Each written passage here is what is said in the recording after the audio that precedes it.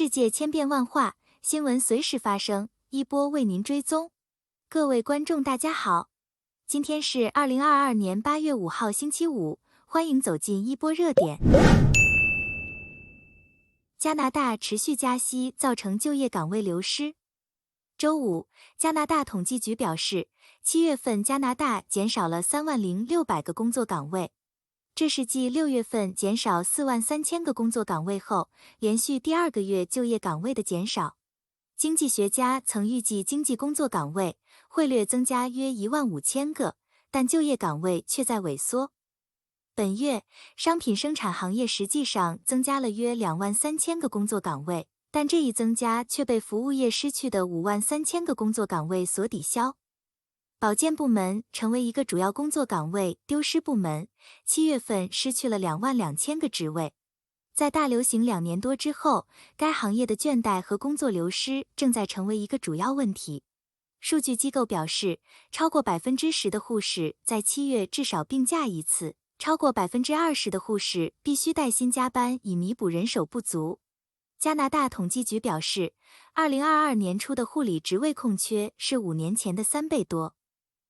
尽管失业率有所下降，但失业率仍稳定在 4.9% 的历史低点。虽然就业机会减少，但寻找工作的人也较少。加拿大7月就业人数下降了31000人。截至7月底，加拿大统计局表示，加拿大约有100万人被正式归类为失业者，这意味着人们想找工作，但没有工作空缺。另有426000人没有被正式计入失业者行列，打算要找工作，但本月还没有找。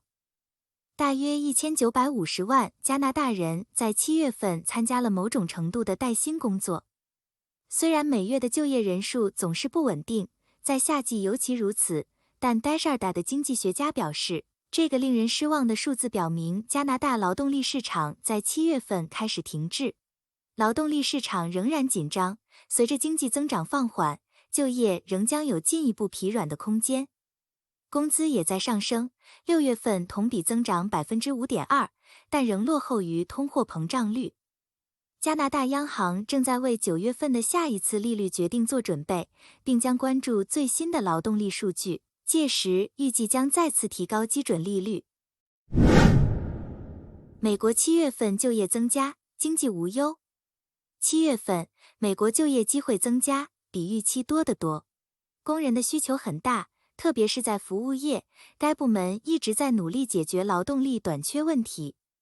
根据美国劳工统计局的数据，休闲和酒店业的就业增长最快，7月份增加了96000名就业人数，这得益于食品和饮料场所的强劲扩张。自经济重新开放以来，餐馆和航空公司一直在争先恐后地重新增加他们的队伍。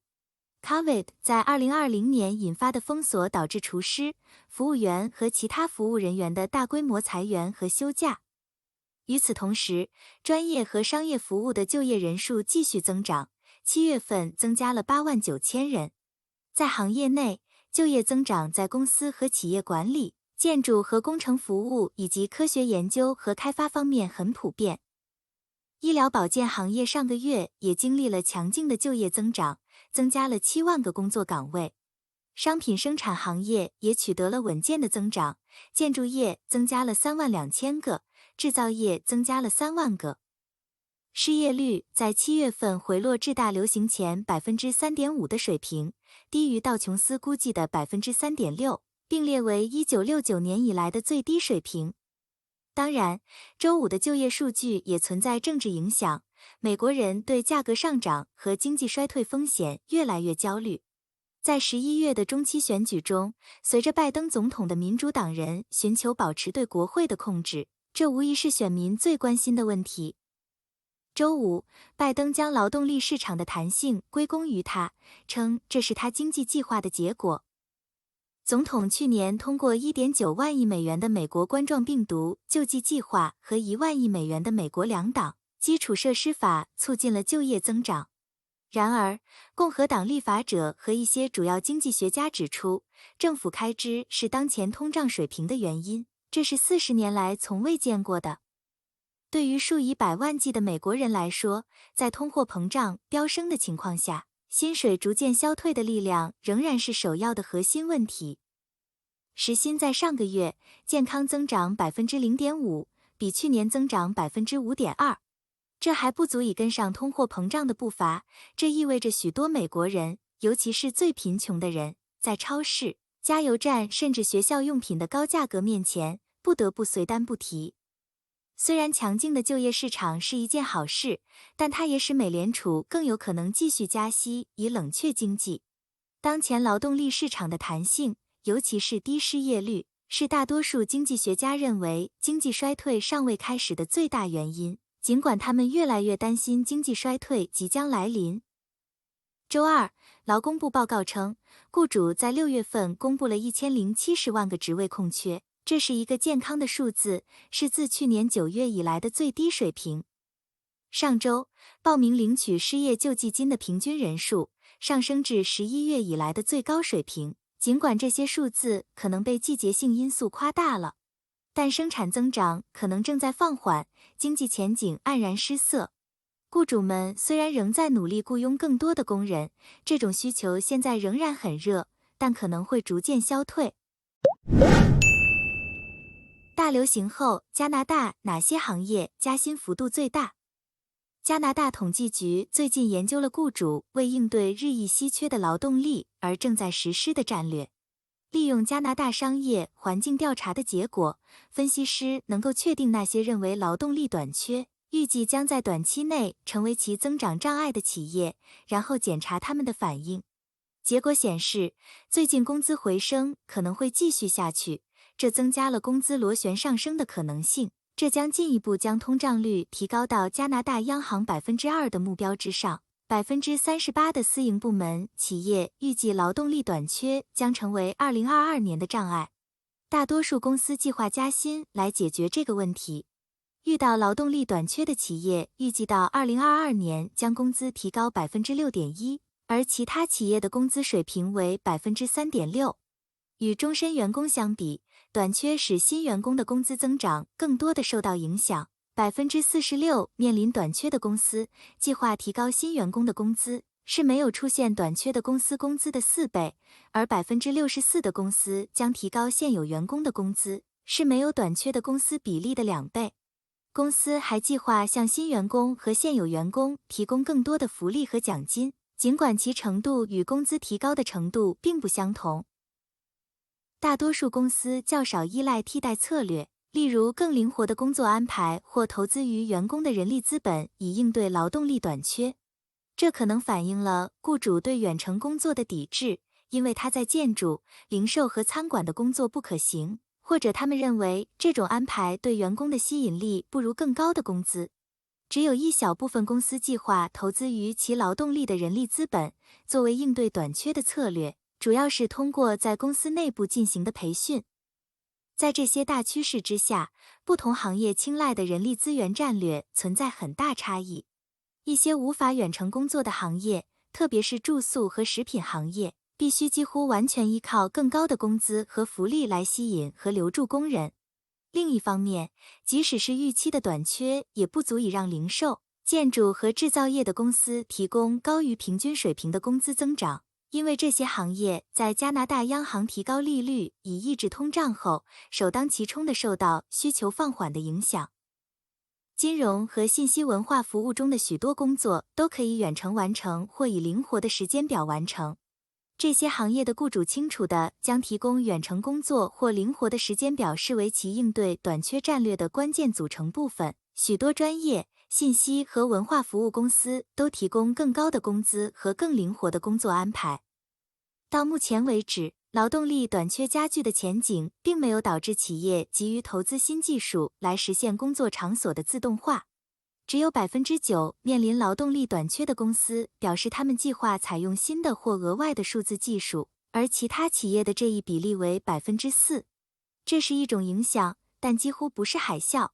2022年计划的商业投资持续低迷，这证实了劳动力短缺并没有刺激广泛的工作场所自动化。经常被预测的机器人取代工人，有些人用它来证明保证年收入的合理性。显然至少要再等1年。劳动力短缺，而不是大规模失业，仍然是加拿大劳动力市场的头号挑战。虽然分析侧重于面临劳动力短缺的企业的工资增长，但即使没有短缺的威胁，许多企业也会支付更高的工资。这些增长由艺术、娱乐、住宿、食品和零售3个行业领导。这些行业在大流行高峰期受面对面服务限制的影响最大，尽管他们对究竟为什么要提高工资尚不清楚。加拿大央行必须防范的正是这种自发的工资增长，以及由于短缺而导致的周期性增长。总体而言，研究的结果令加拿大央行感到担忧。虽然向更高利率的快速转变已经帮助降低了住房和大宗商品价格，但工资上涨仍将使核心通胀率远高于央行 2% 的目标，这一风险依然存在。仅在过去2个月，平均时薪就从 3.3% 的年增长率加速到 5.2%。更高的工资不是通货膨胀的主要原因，但它们植入于通货膨胀之中。正是劳动力市场的这种动态，将决定未来几个月的利率走势。佩洛西们是民进党当局长期豢养的宠物吗？8月3日下午，佩洛西一行离开台湾岛，飞往韩国。他的窜台将台海局势推向一个紧张升级的危险境地。解放军的强力反制行动不会随着他走人而结束，而是刚拉开序幕。接下来，台岛内面临4天的封锁。有人说，这种封锁可能是未来武统的行动方案之一。佩洛西得到了他想得到的东西：美国国内的褒奖，国际和台湾的聚光灯，台民进党政府提供的资金。正所谓名利双收，似乎无需付出任何代价。西方的民主政治真是一样好东西，因为它可以为金钱所收买。国际舆论高度关注，谁促成佩洛西窜台，谁又是该事件的真正幕后金主？台湾老百姓的血汗钱都去哪了？国台办发言人马晓光表示，台独顽固分子关联机构台湾民主基金会、国际合作发展基金会打着民主和合作发展的幌子，在国际上大肆从事台独分裂活动，极力拉拢贴靠外部反华势力，攻击抹黑大陆，以金钱等为诱饵拓展台湾所谓的国际空间，破坏一个中国的原则。大陆方面决定对上述基金会采取制裁措施，禁止其与大陆组织、企业、个人合作，依法惩治为上述基金会提供资助或服务的组织、企业、个人，以及采取其他必要措施。禁止大陆组织、企业、个人与为上述基金会捐款的宣德能源、凌网科技、天亮医疗、天眼卫星科技等企业进行任何交易、合作，禁止有关企业负责人入境。这一个关键人物浮出水面，随之曝光的还有民进党为此花费重金的丑事。迪克·盖哈特的政治说客，长期担任美国众议院民主党领袖，退出政坛后被民进党当局重金雇佣，并且专攻佩洛西。蔡英文过境美国时与佩洛西见面，赖清德与佩洛西视频，还有萧美琴参加拜登就职仪式，这一系列被露营热炒的台美关系大事件，背后据说都有盖哈特的牵线搭桥。当然，民进党当局为此给了他大把的钞票。不止盖哈特，前参议院共和党领袖鲍勃多尔促成了特朗普与蔡英文的通话，甚至美国一家公关公司运作促成1995年李登辉访美。为了寻求美国政客和议员对台独的支持，台当局大撒银弹豢养和收买美政客。卫报美国版专栏作家大卫·希罗塔在一则推文中称，阅读所有关于佩洛西台湾之行的媒体报道，我注意到没有提到迪克·盖哈特和汤姆·达施勒是台湾的有偿说客。去年4月27日，美国会议员发起所谓让台湾帮忙活动，宣传台湾防疫成效。岛内一些民众还以为台湾防疫好到连美国议员都知道，其实就在4月27日当天，盖哈特的公关公司发信给173名美国议员，蓄意营造声势。更近一点的例子是，今年初赖清德过境美国与佩洛西视频通话，还是源于盖哈特的出力。根据美国司法部档案与华盛顿智库国际政策中心去年4月发表的台湾在美游说调查报告，盖哈特与多家代理台湾的政治公关接触佩洛西34次，光是盖哈特接触佩洛西本人与其幕僚就多达18次。盖哈特是民主党一位极有分量的资深政治人物，他曾在国会任职28年，担任众议院多数党领袖超过14年，期间曾在1988年和2004年2度成为总统候选人。2005年，随着在众议院第14个任期届满，盖哈特结束了自己的政治生涯，改行创建了一家以自己名字命名的咨询公司，成为一个有权势的说客。2013年，盖哈特开始为民进党当局工作。据媒体披露，民进党当局为此支付给他的月薪是2.2万美元。台湾在美游说调查报告的作者之一，国际政策中心的本弗里曼说，拜登上台以来，多次表达对台湾的大力支持。尽管有许多战略理由支持继续特朗普政府的亲台政策，但大多数美国政客对台湾的坚定支持还有另一个更鲜为人知的原因：台湾在美国的游说者所提供的资金。本弗里曼认为，多年来，这些游说者一直在推动华盛顿采取对台友好的政策。比如，由共和党众议员金应玉发起的有关帮助台湾参与世界卫生组织的法案，今年5月已经获得拜登签署成法，就可以追溯到2年前盖哈特及其公司的游说。再比如，拜登政府提出对台军售，也是台湾游说者多年来活动的结果。根据本弗里曼的说法，台湾注册了7家公司作为这类代理人。在盖哈特之前，曾代表共和党参选总统的多尔，也是台湾在美国游说的另一张王牌。多尔的月薪比盖哈特少一点，但也有2万美元。在特朗普竞选期间，多尔拿了台湾14万美元，代表台湾顺利打入特朗普团队。正是通过多尔的穿针引线，特朗普当选后接听了蔡英文的电话。除了特朗普、佩洛西等华盛顿的头面人物，今年窜访台湾的美国参议院外交关系委员会主席梅南德兹与众议院外交关系委员会主席米克斯等，也都是台湾通过美国政治公关公司长期拉拢的对象。据2019年申报的数据，受台当局委托的公关公司接触梅南德兹6次。梅南德兹近年来炮制不少挺台法案，与此不无关系。岛内媒体人在文章中披露一组统计数据，说自2016年民进党上台以来，在美国用于公关游说的支出已经超过1200万美元，台非官方机构在这方面也投入了900多万美元。这还只是在美方档案中有案可查的部分，没公开的还有多少呢？恐怕也少不了。台当局大发银弹攻势，对美进行公关游说。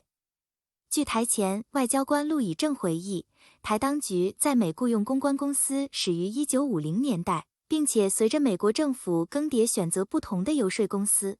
比如卡特时期是贝隆公司，里根时期换成汉纳福德公司等等。尤其冷战结束后，台当局为了推动各种借口下的台独，加大对华盛顿的游说力度，试图争取美国更多支持。手段方式包括跟美国在任或前任官员和政客拉关系，在国会内寻找更多同情台湾者，甚至成立专门机构，有组织的在美培植挺台氛围。在民进党当局2016年上台之前，台当局在这方面的最大成绩是在1995年促成李登辉访美。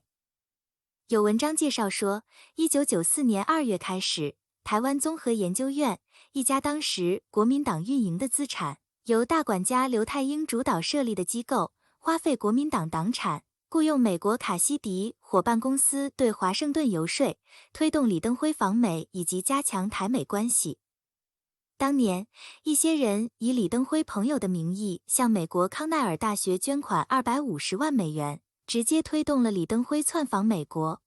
还有一种说法，那次台当局为此付出的酬劳高达上千万美元。回顾了这些，再看蔡英文见佩洛西时声称坚守民主防线，就知道这道防线有多贵了吧？说来说去，什么台美关系坚如磐石？什么有台议员？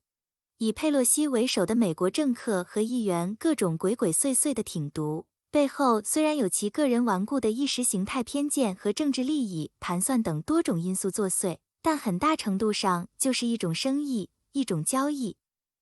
民进党当局把本该用于改善民生的钱，大把去交际和豢养美国政治掮客和政治贩子们，用以成为台独的看门狗，促成所谓的台美走近的所谓大事件。但这一切真正换来了什么？给台湾民众带来了什么？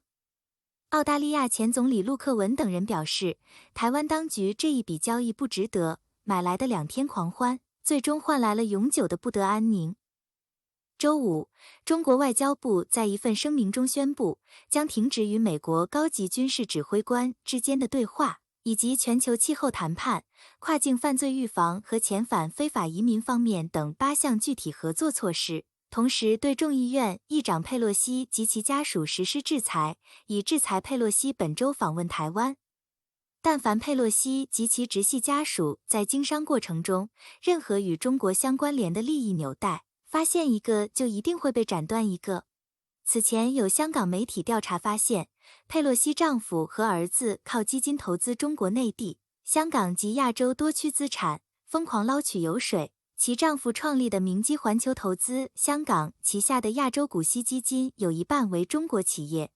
而该基金的直接经营者是曾向民主党捐款数百万美元的金主。以后不仅这些生意铁定是做不成了，民主党的政治捐款来源也可能受到波及。以后佩洛西家族的旋转门转到任何与中国元素相连接的地方都会卡住，被夹得肉疼的感觉将是真切而持久的。目前，台湾看起来和俄乌冲突之前的乌克兰一样丑陋，民进党当局通过金钱资助，确实能买到西方政客们的口惠，培育在西方的政治打手，并幻想坐上大国博弈的棋桌上。殊不知，世界次序永远是由大国制定的，更何况台湾是中国的一个分而治之的省份。台湾民进党当局以美谋独，无异于与虎谋皮。梦想成为棋手，但被迫沦为弃子的乌克兰是一面正在擦亮的镜子。银弹会否转成为子弹，反噬自己，确实令人深省。